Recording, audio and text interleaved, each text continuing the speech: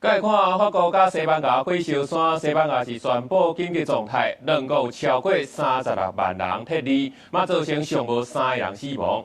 即马拍算阁有新一波小影高温高，这灾情恐惊是愈来愈严重。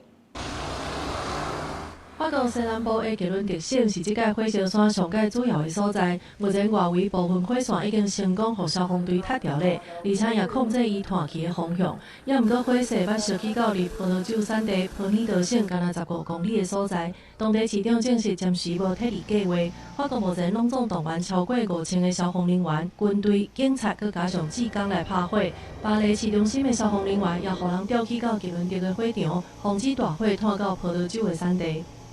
统计到7月2日，法国拢总撤离超过25万人，也是法国冰河时期上大规模的疏散行动之一。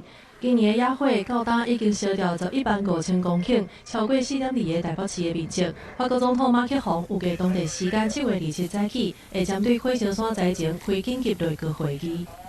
也若西班牙的火烧山，7月2日除了首都马德里东部，搁再传出新的火场以外，瓦伦西亚东部的火势也在要失控。西班牙政府宣布进入紧急状态，撤离超过116000人。西班牙火烧山的灾情，对今年开始到今已经烧掉4.8个台北市面积。Es evidente que todavía no ha acabado el verano, que por desgracia tendremos nuevos incendios.